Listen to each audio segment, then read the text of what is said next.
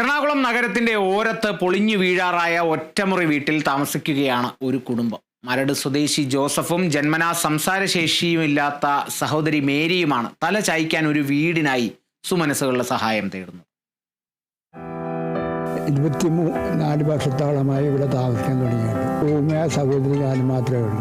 ചോർച്ചയുള്ള വീടാണ്. ഇത് പൊളിച്ചു പണിയാണ്, എങ്കിലേ നിൽക്കുള്ളൂ.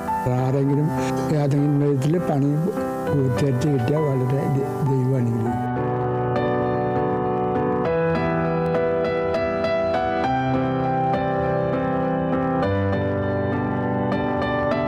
മഴ പെയ്താൽ ജോസഫിന്റെയും സഹോദരിയുടെയും 1 സെന്റ് ഭൂമിയിലെത്താൻ മാലിന്യം നിറഞ്ഞ വെള്ളക്കെട്ടിലൂടെ നീന്തണം.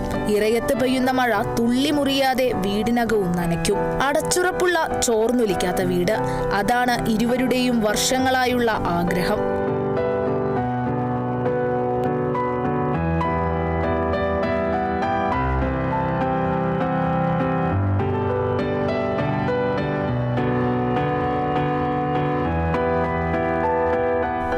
വയസ്സു കഴിഞ്ഞ ജോസഫിനും മേരിക്കും വീട് പുതുക്കി പണിയാനുള്ള ആരോഗ്യമില്ല. ചെളിവെള്ളത്തിൽ ചവിട്ടി കാലിലുണ്ടായ മുറിവിനെ പറ്റി മേരി ആംഗ്യ ഭാഷയിലൂടെ ജോസഫിനോട് വിഷമങ്ങൾ പറയും. ഉത്തരമില്ലാതിരിക്കുന്ന ജോസഫിന്റെ കണ്ണിൽ ബാക്കിയുള്ളത് പ്രതീക്ഷകൾ മാത്രമാണ്.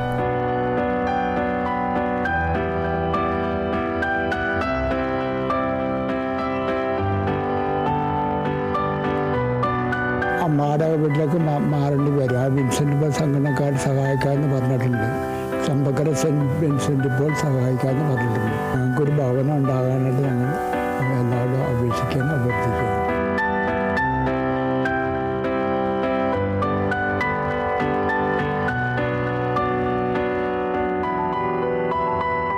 ജീവിതത്തിൽ ഏറ്റവും കൂടുതൽ മനസ്സമാധാനത്തോടെ ഇരിക്കേണ്ട സമയമാണ് വാർദ്ധക്യം എന്നൊക്കെ നമ്മളെപ്പോഴും പറയാറുണ്ട്. ഈ ഒരു പ്രായത്തിലാണ് ഒരു സഹോദരനും സഹോദരിയും ഇവിടെ ഒരു കൊച്ചു വീട് എന്ന സ്വപ്നത്തിനായിട്ട് സുമനസുകൾ വരുമെന്ന് പ്രതീക്ഷയും വെച്ചിരിക്കുന്നത്. എന്തായാലും അവരുടെ ഈ കൊച്ചു വീട് എന്ന് പറയുന്നത് ഇന്ന് നമ്മുടെ എല്ലാം ചുമതല കൂടിയാണ്. ക്യാമറ പേഴ്സൺ അക്ഷയ ദിലീപിനൊപ്പം വിജിത, കേരള വിഷൻ ന്യൂസ്, കൊച്ചി.